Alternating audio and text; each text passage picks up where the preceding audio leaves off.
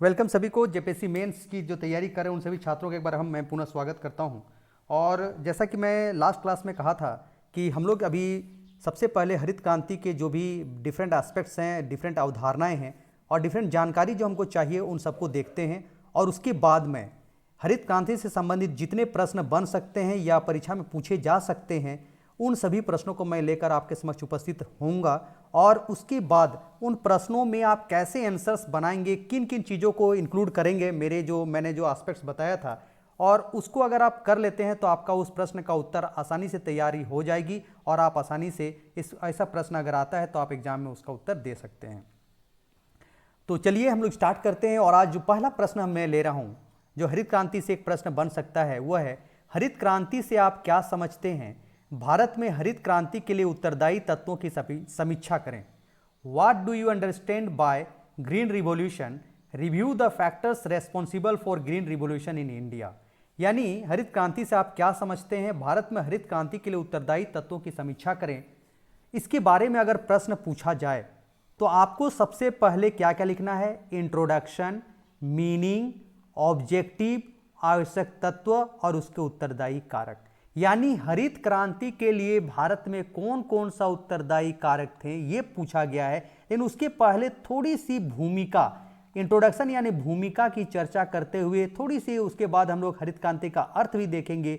हरित क्रांति क्यों लागू की गई थी, किस उद्देश्य से लागू की गई थी, और फिर उसके हरित क्रांति लाने के पीछे कौन कौन से आवश्यक तत्वों जिम्मे उत्तरदायी थे, उन्हीं को ध्यान में रखते हुए इस प्रश्न का एंड करना है। और लास्ट में हमको इसका निष्कर्ष, एक कंक्लूड हमको पेश करना है और इस तरह से इसका आंसर बनेगा। तो चलिए, इसके लिए मैं जो डिस्कस कर चुका हूं, कहां से आप लिखेंगे उसको देखिए।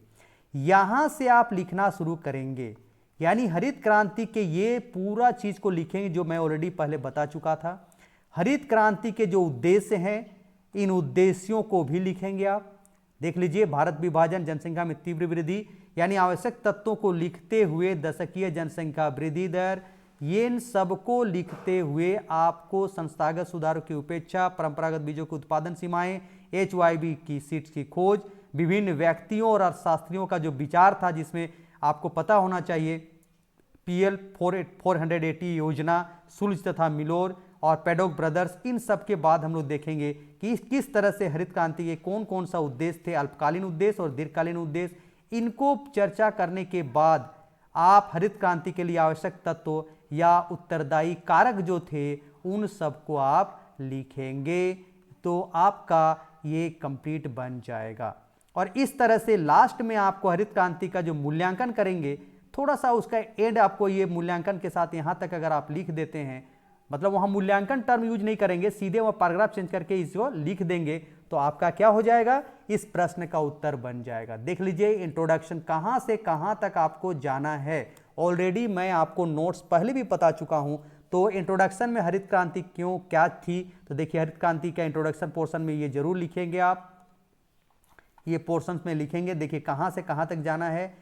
ये शब्द, हरित क्रांति शब्द का प्रयोग 1967-68 की अवधि में कृषि क्षेत्र के लिए किया जाता है। इन शब्द का प्रयोग सर्वप्रथम 1968 में विलियम एस गॉड द्वारा कृषि के क्षेत्र में आशातीत वृद्धि के। तो इन सब चीजों को आप लिखेंगे, ध्यान दीजिए, इन सब चीजों को लिखेंगे, इसको भी लिखेंगे, ठीक है।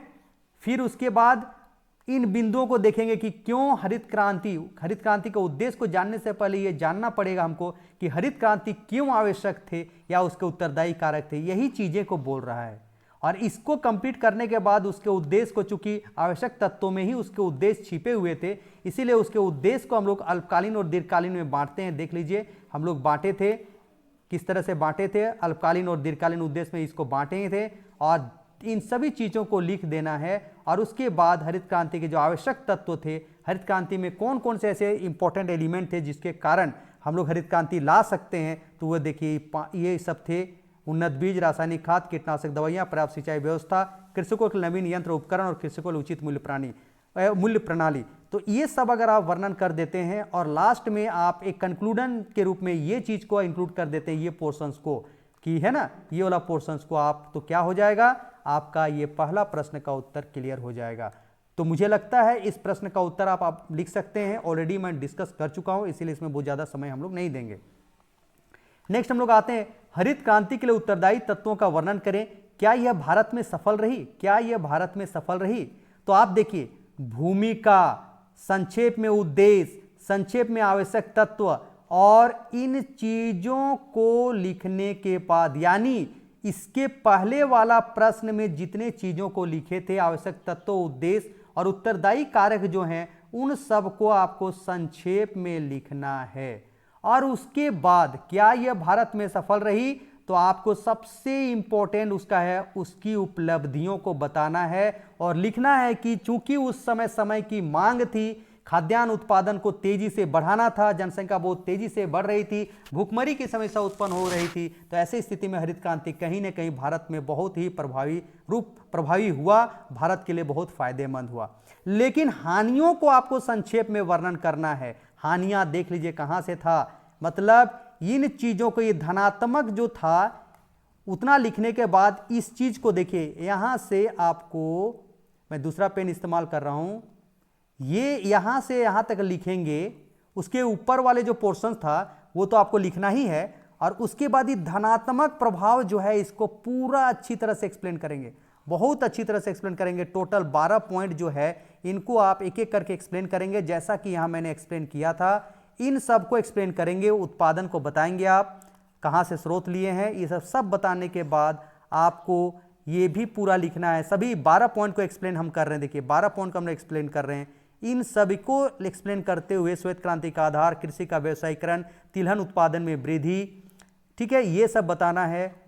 उसके बाद बहुफसली कार्यक्रम, कृषि शिक्षा और अनुसंधान। तो इन दृष्टिकोण से देखा जाए तो हम लोग यहाँ इस वाले पोर्शंस में क्या देख रहे हैं कि भारत में हरित क्रांति बहुत ही सफल रही, परंतु इसकी कुछ कमियां थी। अब देखिए इन कमियों, जो राजकोषीय भार में वृद्धि, गैर खाद्यान्न अनाज शामिल नहीं, रासायनिक उर्वरक एवं कीटनाशक का अत्यधिक प्रयोग, पर्यावरण असंतुलन का मुख्य कारण, क्षेत्रीय असमानताएं, अंतर व्यक्तिगत विषमता, पानी का अधिक खपत, मृदा एवं फसल उत्पादन पर प्रभाव, बेरोजगारी, स्वास्थ्य पर प्रभाव, दाल का सापेक्षिक महत्व घटा, जातीय संघर्ष में वृद्धि, जैव विविधता में हानि, पूंजीवादी कृषि का विकास, श्रम विस्थापन और रिसर्च वर्क। तो ये 16 पॉइंट उसके नेगेटिव एस्पेक्ट्स को दिखा रहे हैं, बट इसको आपको क्या करना है बाबू, संक्षेप में वर्णन करना है। संक्षेप में जितना संक्षेप, चूंकि ऑलरेडी आपको धनात्मक वाले पोर्शंस में इलैबोरेट कर चुके हैं, और उसके बाद आपको लास्ट में सबको एक्सप्लेन संक्षेप में वर्णन करने के बाद लास्ट में आपको क्या करना है, एक कंक्लूजन देना है। और कंक्लूजन यहां लिखा हुआ है, देख लीजिएगा, मैं लिखा हूं कंक्लूजन, जो निष्कर्ष के रूप में जो पैराग्राफ चेंज करके लिखेंगे, ये देखिए, देख लीजिए, ये वाला पोर्शन लिख देंगे, ये वाला पोर्शंस को जहां एंड कर देंगे तो आपका आंसर कंप्लीट हो जाएगा। कुल मिलाकर हरित क्रांति विकासशील देशों, विशेषकर भारत के लिए बड़ी उपलब्धि थी, जो राष्ट्रीय खाद्य सुरक्षा। तो ये चीज को अगर आप लिख देंगे, हालांकि इसमें कई कमियां थी, वो भी मैं मान रहा हूं, लेकिन अगर हम लोग इसको क्या करें, हरित क्रांति के दुष्प्रभाव को सीमित करते हुए अगर हम कृषि विकास कर पाए, तो ये हरित क्रांति सही में बहुत ही कारगर साबित होगी। तो अब देखिए, ये प्रश्न को अगर आप लिख सकते हैं कि नहीं, मुझे बताइए। यहां निष्कर्ष में क्या स्वीकार करें कि यह सफल रहा, मैंने वही बोल रहे हैं, स्वीकार करना है कि सफल रहा, लेकिन पर्यावरण संतुलन के साथ अगर हरित क्रांति होना चाहिए था, जो कि इसकी थोड़ी कमी थी, हम इस बात को क्लियर करेंगे। तो देखिए, भूमिका, संक्षेप में उद्देश्य, संक्षेप में आवश्यक तत्व, और उसके ये वाला पोर्शन जो उपलब्धियां हैं, लाभ जो है, उसको विस्तार से वर्णन करना है, हानि को फिर संक्षेप में वर्णन करना है, और उसके पास कंक्लूजन में आ जाना है, निष्कर्ष को में आना है। तो हरित क्रांति के लिए उत्तरदायी तत्वों का वर्णन करें, क्या यह भारत में सफल रही, तो मुझे लगता है आप अच्छी तरह से इसका एक्सप्लेन कर सकते हैं। तो ये दूसरा प्रश्न भी मुझे लगता है आप सभी बना लेंगे। ऑलरेडी मैं यहां संक्षेप में सभी चीज इंक्लूड कर दे रहा हूं, ऐसा किसी ने नहीं किया होगा, कहीं नहीं मिलेगा आपको, एक चीज ध्यान दीजिएगा। अगला प्रश्न मैं ले रहा हूं, हरित क्रांति की सफलता और असफलता का विस्तृत विवेचना कीजिए। हरित क्रांति के फलस्वरूप उत्पन्न असंतुलन को दूर करने के लिए क्या उपाय हो सकते हैं? Discuss in detail the success and failure of the green revolution. What can be the solution to remove the imbalance created as a result of the green revolution. Okay, now the second, ये या तो ये प्रश्न हो चाहे ये प्रश्न हो, भारत में द्वितीय हरित क्रांति वर्तमान समय की मांग है, कथन को स्पष्ट करें। Second green revolution in India is the need of the present time, explain the statement. Okay, या द्वितीय हरित क्रांति सदाबहार क्रांति के महत्वपूर्ण अवयवों का वर्णन करें, यानी द्वितीय हरित क्रांति या सदाबहार क्रांति के महत्वपूर्ण अवयवों का वर्णन करें। Describe the important components of the second green revolution और एवरग्रीन रिवॉल्यूशन। या देखिए यहां लिखा हुआ है हरित क्रांति सचमुच एक हरित क्रांति थी, वर्तमान समय में किस कारण से सदाबहार क्रांति या द्वितीय हरित क्रांति की क्रांति की को बल क्यों दिया जा रहा है। तो देखिए ये प्रश्न पूछे, ये प्रश्न पूछे या ये प्रश्न चाहे ये प्रश्न पूछे, आंसर आपका सेम बनेगा। लिखना क्या है यहां मैं लिख दिया हूं, भूमिका संक्षेप में, हरित क्रांति के उद्देश्य संक्षेप में, हरित क्रांति के उद्देश्य और आवश्यक तत्व संक्षेप में, हरित क्रांति की सफलता एवं असफलता को संक्षेप में लिखना है, लेकिन द्वितीय हरित क्रांति के बातों को विस्तार से लिखना है। तो द्वितीय हरित क्रांति के बातें कौन सा है उसको देख लीजिएगा और उसके बाद हम लोग निष्कर्ष लिखेंगे। तो द्वितीय हरित क्रांति के क्या कौन से बातें थे देख लीजिएगा। ये सभी बातें देखिए द्वितीय हरित क्रांति की, मैंने ऊपर के सभी बातों को, इन सभी चीजों को 1, 2, 3 और 4 ये चीजों को यहां 3 यहां देखिए 1, 2 और 3 ये चीजों को संक्षेप में लिखने के बाद ये वाला जो पोर्शन है द्वितीय हरित क्रांति की बातों को विस्तार से वर्णन करें। तो देखिए ये ऑलरेडी मैंने कल ये बात कर चुका था, हरित क्रांति के असंतुलन को दूर करने के उपाय या द्वितीय हरित क्रांति की पहल या सदाबहार क्रांति की पहल। तो ये सभी चीज को आपको लिखना है। देखिए फिर इसके लिए निम्न कृषि रणनीति अपनाई जाती है, देख लीजिएगा, जैविक कृषि, मोटे अनाज पर बल, कपास प्रौद्योगिकी मिशन की मिनी मिशन 2, आइसोपॉम, शुष्क भूमि खेती प्रणाली, जल प्रबंधन, बागवानी कृषि और हरित क्रांति कृषिोन्नति योजना कल मैं ऑलरेडी बता चुका हूं, जिसमें 11 चीजें शामिल है हरित क्रांति कृषिोन्नति योजना। और सेकेंड ग्रीन रिवॉल्यूशन को आप इस तरह से डायग्राम से भी आप इसको बना सकते हैं। सभी का जैविक कृषि में इतने सारे चीजों को मैं कल एक्सप्लेन किया था, प्रिसीजन फार्मिंग में मैं इतने सारे चीजों को एक्सप्लेन किया था। इन सभी चीजों को एक्सप्लेन करने के बाद आपको क्या करना है, आपको उसका एक क्या करना है, आपको एक निष्कर्ष कंक्लूड पोर्शन देना है। उस कंक्लूड पोर्शन में आप क्या लिखेंगे वो भी मैं बता दे रहा हूं। यहां कंक्लूड पोर्शन में यही लिखेंगे कि द्वितीय हरित क्रांति 1966-67 में इसलिए लागू किया गया था, इसलिए लाया गया था क्योंकि उस समय वैश्विक स्तर पर कई ऐसे चीजों का खोज हुआ था जो कि कृषि उत्पादन और उत्पादकता में वृद्धि लाने के लिए उत्तरदायी थे। उनमें से एक थे हाई यील्डिंग वेराइटी सीड्स, यानी उन्नत तकनीक के बीज, जिसे हम लोग HYV सीड्स कहते हैं। मैक्सिको में नॉर्मन बोरलॉग के द्वारा गेहूं का और फिलीपींस में चावल की खोज की जा चुकी थी, चावल के बीजों की खोज की जा चुकी थी। इसलिए भारत में भी MS स्वामीनाथन ने, चूंकि उस समय जनसंख्या तेजी से बढ़ रही थी और उस बढ़े हुए जनसंख्या के खाद्यान्न आपूर्ति के लिए हमें कृषि उत्पादन और उत्पादकता में आशातीत वृद्धि करना अवश्यंभावी था, इसलिए हरित क्रांति लाया गया। और हरित क्रांति ने काफी सफल प्राप्त किया, अपने उद्देश्यों में काफी सफल रहा, चाहे उसके अल्पकालीन उद्देश्य हो चाहे दीर्घकालीन उद्देश्य हो। परंतु हरित क्रांति में सिर्फ एक बात पर फोकस दिया कि किस तरह से कृषि उत्पादन और उत्पादकता में बढ़ाएंगे, लेकिन इसको उत्पादन और उत्पादकता बढ़ाने के दौरान हमें क्या समस्याओं का सामना करना पड़ सकता है, क्या उसके साइड इफेक्ट हो सकते हैं, उसको हमने ध्यान नहीं दिया और उसी का नतीजा था कि पारिस्थितिकी असंतुलन और स्वास्थ्य पर बुरा प्रभाव पड़ने लगा। इसीलिए द्वितीय हरित क्रांति की बातों को लाया गया और वर्तमान समय में हमें द्वितीय हरित क्रांति पर ही बात करनी चाहिए, क्योंकि वर्तमान विकास किस काम का यदि हम भविष्य की कीमतों पर करें, क्योंकि आने वाले जनसंख्या के लिए भी हमको खाद्यान्न आपूर्ति और संसाधनों को सुरक्षित रखना है ताकि आने वाला जो पीढ़ी है वो भी खुशहाल रह सके। इसलिए द्वितीय हरित क्रांति की जो भी बातें की गई है उसमें जैविक कृषि, प्रिसीजन फार्मिंग, ग्रीन एग्रीकल्चर या क्रॉप रोटेशन, ये सभी तत्व काफी महत्वपूर्ण है और कहीं ना कहीं अगर हम ऐसा करते हैं तो भारत सस्टेनेबल डेवलपमेंट की ओर ग्रोथ करेगा और कहीं ना कहीं एक मिसाल पेश करेगा। तो इस तरह से आप इस निष्कर्ष पोर्शन में लिखेंगे। तो मेरे बातों को अगर आपने ध्यान दिया होगा तो आपने इतनी चीजों को लिखेंगे तो ये प्रश्न आपका, इस क्वेश्चन का आंसर वेरी वेरी इफेक्टिव बनेगा और you can get good marks in your examinations. Okay, now the next question, now we are taking another questions, that is क्या यह कथन सही है हरित क्रांति के फलस्वरूप भूखमरी उत्पन्न हुई, कथन की सत्यता जांचें। देखिए क्वेश्चन क्या कर रहा है, क्या यह कथन सही है हरित क्रांति के फलस्वरूप भूखमरी उत्पन्न हुई, कथन की सत्यता जांचें।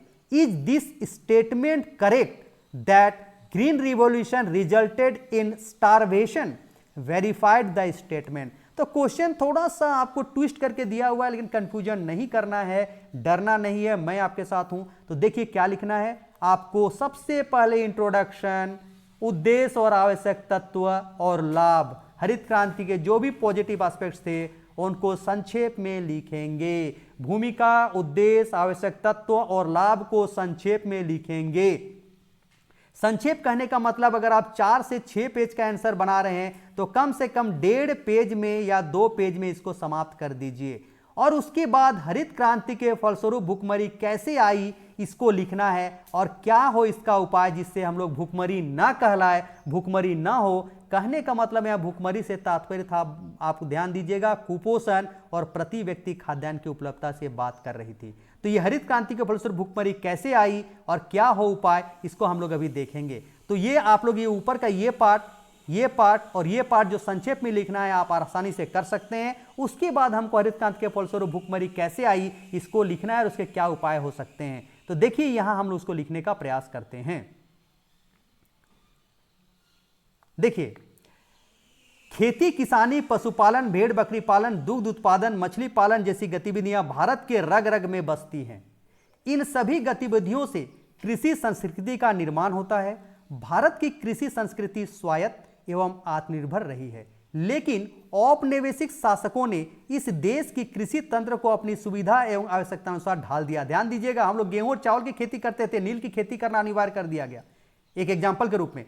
इसका परिणाम यह हुआ कि कृषि संस्कृति धीरे धीरे तहस नहस हो गई और हम पेट भरने के लिए विदेशों पर निर्भर रहने लगे। यही कारण है कि स्वतंत्रता के पश्चात खाद्यान्न क्षेत्र में आत्मनिर्भरता प्राप्त करने को सर्वोच्च प्राथमिकता दिया गया, क्योंकि खाद्यान्न के लिए विदेशों पर निर्भरता अपनी संप्रभुता को गिरवी रखने के समान था। पंचवर्षीय योजनाओं में कृषि विकास को प्राथमिकता दी गई।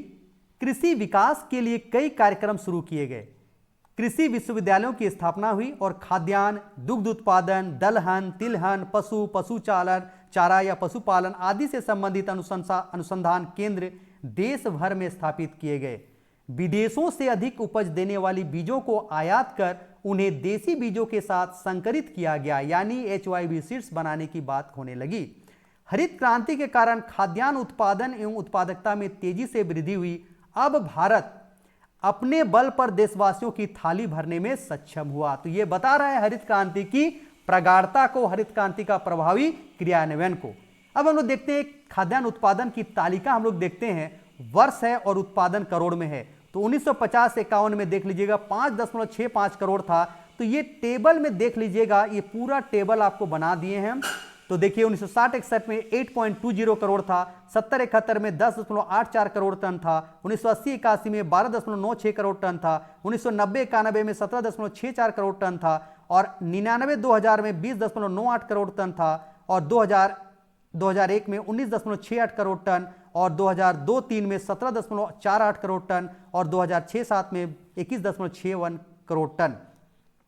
ऊपर की तालिका से स्पष्ट है कि 1990 के बाद खाद्यान्न उत्पादन में वृद्धि दर लगभग ठहर गई है। 1990 के पूर्व तक जनसंख्या वृद्धि की तुलना में खाद्यान्न उत्पादन की वृद्धि दर अधिक थी, लेकिन 1990 के बाद स्थिति उलट गई। इस दौरान जहां उत्पादन में 1.2% वार्षिक वृद्धि हुई, वहां जनसंख्या में 1.9% की दर से वृद्धि हुई। इसका परिणाम हुआ कि प्रति व्यक्ति खाद्यान्न उपलब्धता गिरी। और प्रति व्यक्ति खाद्यान्न की शुद्ध उपलब्धता की बात करेंगे तो देख लीजिए, हम लोग प्रति व्यक्ति खाद्यान्न की शुद्ध उपलब्धता कैसे मेजरमेंट किए हैं, ग्राम प्रति व्यक्ति प्रति दिन पर हम लोग मेजरमेंट किए हैं। तो देखिए वर्ष 1951 में चावल की प्रति व्यक्ति खाद्यान्न उपलब्धता 158.9 ग्राम प्रति व्यक्ति प्रतिदिन था। गेहूं की 65.7 ग्राम प्रति व्यक्ति प्रतिदिन था। मोटे अनाज का 109.6 ग्राम प्रति व्यक्ति प्रतिदिन था।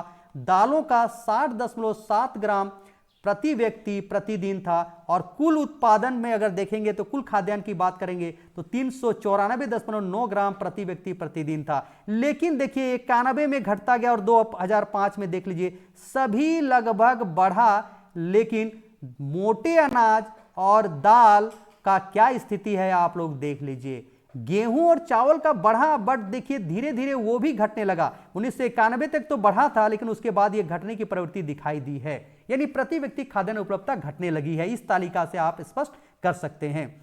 1951 से अब तक जहां गेहूं एवं चावल की खपत में वृद्धि हुई, वहीं मोटे अनाज और दालों की उपलब्धता में गिरावट आई। ये तालिका भी वही कर रहा है।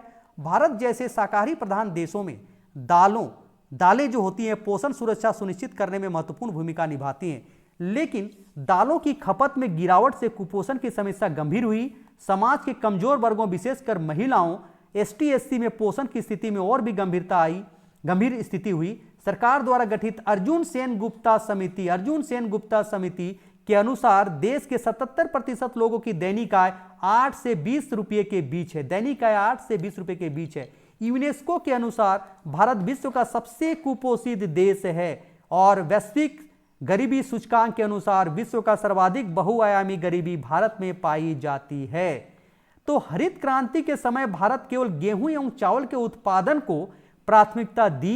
इस कारण उस दौर में भारत दालों एवं खाद्य तेलों का आयात करता ही था। अब तो गेहूं और चावल के भी आयात करने की नौबत आई। ध्यान दीजिएगा, हरित क्रांति के दौरान गेहूं और चावल के उत्पादन को प्राथमिकता मिली। इसके कारण क्या हुआ, भारत में गेहूं और चावल का पर्याप्त खाद्यान्न का उत्पादन हुआ, परंतु उस समय भी दाल और खाद्य तेलों की आपूर्ति के लिए भारत आयात करता था। और अब तो स्थिति 1991 के बाद ऐसी आने लगी है कि अब तो गेहूं और चावल का भी आयात करने की नौबत आ गई है। लेकिन वैश्विक स्तर पर अब परिवर्तन ऐसा आ गया है कि अब अनाज, दाल, खाद्य तेल का आयात उतना सरल नहीं है जितना पहले होता था।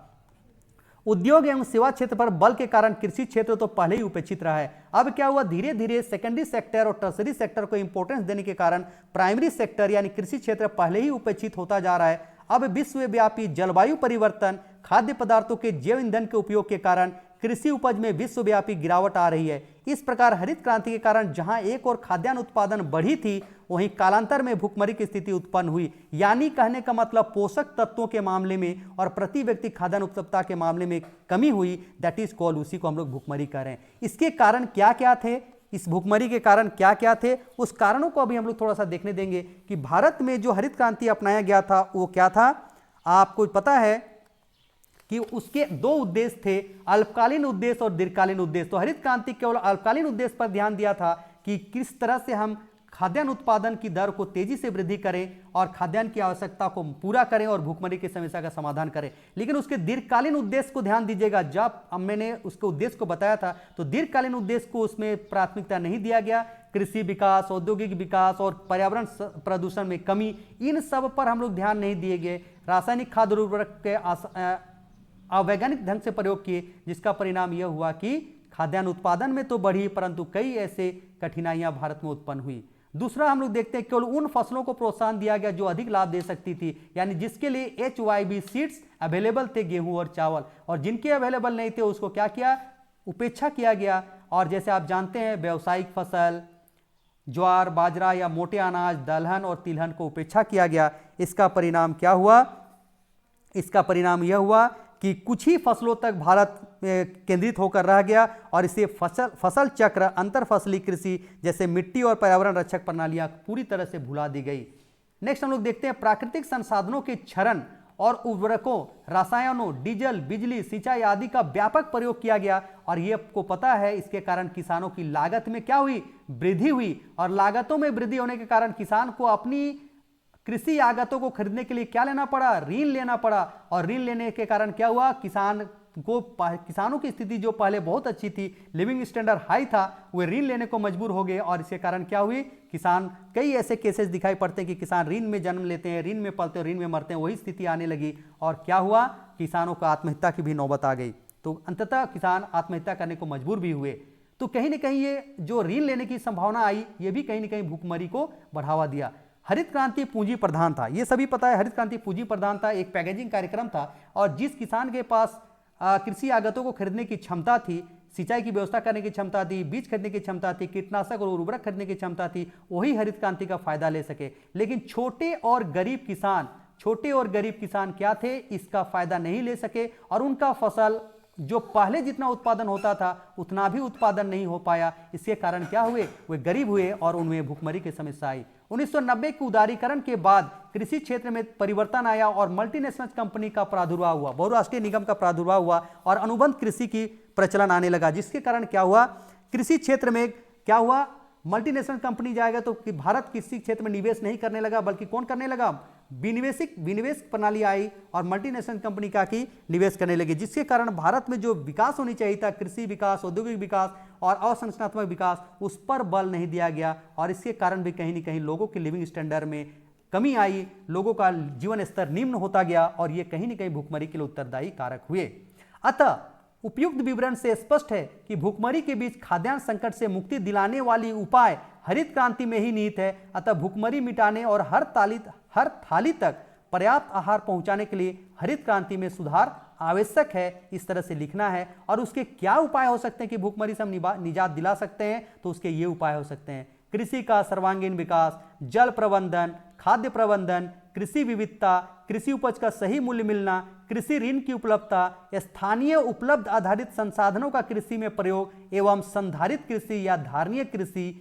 यानी आप अगर इसको देख रहे हैं आप, तो ये सभी न कहीं सेकेंड ग्रीन रिवॉल्यूशन के कंपोनेंट हैं। तो उन सभी कंपोनेंट को आप संक्षेप में वर्णन करेंगे और संक्षेप में वर्णन करने के बाद क्या करेंगे, आप निष्कर्ष में पैराग्राफ चेंज करके क्या लिखेंगे, यह बात हमें स्वीकार करनी है, यह बात हमें स्वीकार करनी है। देखिए यहां क्या लिखना है निष्कर्ष में, निष्कर्ष में जो चीजें लिखेंगे उसको मैं बोल रहा हूं, ध्यान दीजिएगा। ये नहीं पूछेंगे बात कि आपने निष्कर्ष में क्या लिखना है, नहीं बताया था। ये चीजों को लिखने के बाद आप यही लिखेंगे, इस बात से हम स्वीकार करते हैं कि 1966-67 में हरित क्रांति समय की मांग थी और उस समय उपलब्ध जनसंख्या को खाद्यान्न की आपूर्ति करना सरकार के समक्ष एक प्रमुख प्राथमिकता थी।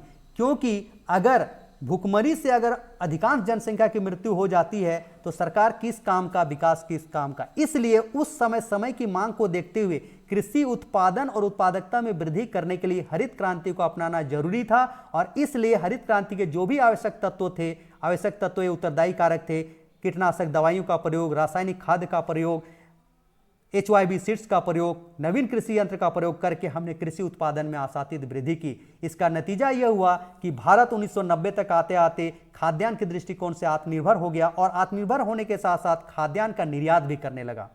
परंतु इस दौरान हमने कई ऐसे चुनौतियों का सामना करना हमें पड़ रहा है, जो कि है वह पारिस्थितिकीय असंतुलन और स्वास्थ्य संबंधी खतरा। साथ ही साथ कुपोषण की समस्या का सामना करना पड़ रहा है और वो था प्रति व्यक्ति खाद्यान्न की उपलब्धता में कमी होती गई। क्योंकि हरित क्रांति के द्वारा उत्पादन और उत्पादकता वृद्धि की जो मैक्सिमम अधिकतम सीमा थी उसने हमने प्राप्त कर लिया था। मिट्टी में अत्यधिक रासायनिक खाद और कीटनाशक का प्रयोग करके हमने मैक्सिमम उत्पादन प्राप्त कर लिया था। लेकिन अब रासायनिक खाद का प्रयोग और कीटनाशकों का प्रयोग करने के बावजूद भी उत्पादन में वृद्धि नहीं हो पा रही थी। क्यों नहीं हो पा रही थी? क्योंकि किसी भी भूमि की एक मैक्सिमम क्षमता होती है। अतः ऐसी स्थिति में हमें क्या हुआ, प्रति व्यक्ति खाद्यान्न उपलब्धता में कमी के साथ साथ कुपोषण, क्योंकि दलहन और तिलहन का हरित क्रांति के समय उपेक्षा किया गया था और भारतीय लोगों की थाली से दाल गायब हो चुका था, तो कहीं ना कहीं कुपोषण की समस्या उत्पन्न हुई थी। ऐसे में हरित क्रांति की जो कमियां थी और उसका उपाय यही था कि हमें सेकंड ग्रीन रिवॉल्यूशन की ओर जाना था, जिसे हम लोग जैविक कृषि, ऑर्गेनिक फार्मिंग, ग्रीन एग्रीकल्चर के नाम से भी जानते हैं, और उसका हम अभी वर्तमान में प्रयोग कर रहे हैं। और हरित क्रांति के बाद जो भी हमें समस्याओं का सामना करना पड़ रहा है, चाहे वो कुपोषण की समस्या हो, प्रति व्यक्ति खाद्यान्न उपलब्धता की कमी की समस्या हो, उसके लिए हमने द्वितीय हरित क्रांति के स्ट्रेटेजिक उपायों को अपना रहे हैं। हरित क्रांति के बाद कृषोन्नति योजना के 11 कार्यक्रम को हम लोग लागू कर रहे हैं और इसका यही उद्देश्य है कि किस तरह से भारत में एक संधारणीय कृषि या धारणीय कृषि का विकास हो और ओवरऑल सर्वांगीण कृषि का विकास हो। तो इस तरह से आप इस निष्कर्ष को लिखेंगे मित्रों, तो आपका ये प्रश्न जो आप देख रहे हैं, क्या यह कथन सही है, हरित क्रांति के फलस्वरूप भूखमरी उत्पन्न हुई, तो यह आंसर कंप्लीट हो जाएगा। तो देखिए ये दोनों चीज का मैं यहां आपको बता चुका हूं, इस वाले नोट्स में बता चुका हूं, ये सभी आपको PDF में मैं डाल दूंगा, वहां से आप देख सकते हैं। ओके, तो ये भी प्रश्न आपका क्लियर हो गया। क्या यह कथन सही है, हरित क्रांति के फलस्वरूप भूखमरी उत्पन्न हुई? कथन की सत्यता जांचें। मुझे लगता है इस प्रश्न का उत्तर आप आसानी से लिख सकते हैं। अगला प्रश्न एक जरूर देखिएगा, वह है जैविक कृषि क्या है, इसकी समस्याएं और संभावनाओं का वर्णन करें। इसकी समस्याएं और संभावनाओं का वर्णन करें। What is organic farming, describe it's problem and potential. तो देखिए क्या लिखना है इसमें। इसका सबसे पहले आप लिखेगा इंट्रो पार्ट लिखेगा, इंट्रोडक्शन या भूमिका पार्ट लिखेगा। उसके बाद जैविक कृषि का अर्थ लिखिएगा या परिभाषा लिखिएगा। उसके बाद जैविक कृषि के उपाय लिखिएगा, हम लोग जैविक कृषि कैसे करते हैं वो लिखिएगा, मैं बता चुका हूं, ऐसे ध्यान दीजिएगा। और इसका लाभ लिखिएगा, फिर उसका क्या लिखिएगा, हानि लिखिएगा, है ना। लाभ मतलब संभावनाएं और क्या है, और हानि मतलब समस्याएं हैं। और इसके बाद भारत में हरित क्रांति की क्या संभावना है, तो आप ध्यान दीजिएगा, भारत में हरित क्रांति की संभावना को आप इसी तरह से लिखेंगे कि भारत में हरित क्रांति की पर्याप्त संभावना है, क्योंकि यहाँ हरित क्रांति, जैविक कृषि कोई नया नहीं है, जैविक कृषि कोई नया नहीं है, बल्कि प्राचीन समय से चली आ जा रही है और हमको उसे पुनः अपनाना जरूरी है, क्योंकि वर्तमान समय में कृषि में क्या देखते हैं, कई तरह के समस्याएं उत्पन्न हुई, चुनौती उत्पन्न हुई है, जिसमें सबसे अधिक है पारिस्थितिक संतुलन, कृषि लागतों में वृद्धि और दूसरा है पर्यावरण प्रदूषण की समस्या। ऐसे में जैविक कृषि की संभावना भारत में पर्याप्त है और इस तरह से इसका निष्कर्ष को आप लिखते हुए, संभावना को व्यक्त करते हुए निष्कर्ष लिखेंगे तो आपका आंसर ये कंप्लीट हो जाएगा। अगर इस प्रश्न का उत्तर आप लोग नहीं लिख पाएंगे, लिखने का प्रयास कीजिए, इतने सारे चीज़ों को इंक्लूड करके आप लिखने का प्रयास कीजिए, और अगर नहीं लिख पाते हैं तो इसको मैं बाद में बताऊंगा जरूर, लेकिन अभी नहीं बताऊंगा, क्योंकि अभी मुझे दूसरे क्वेश्चंस का और भी डिस्कशन करना है, इंडस्ट्रीज पे आना है और बहुत सारे प्रश्न है हमारे पास है।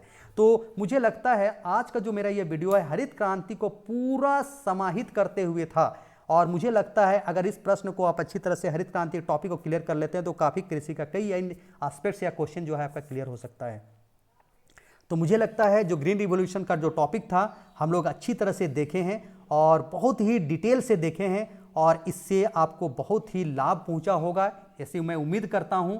और ऐसा कोई ज़रूरी नहीं है, मैं बार बार कहता हूं कि हरित क्रांति से संबंधित जो भी मैं डिस्कशन किया हूं यही पूरे भारत में सबसे बेस्ट है, ऐसा मैं कभी नहीं कहता हूं।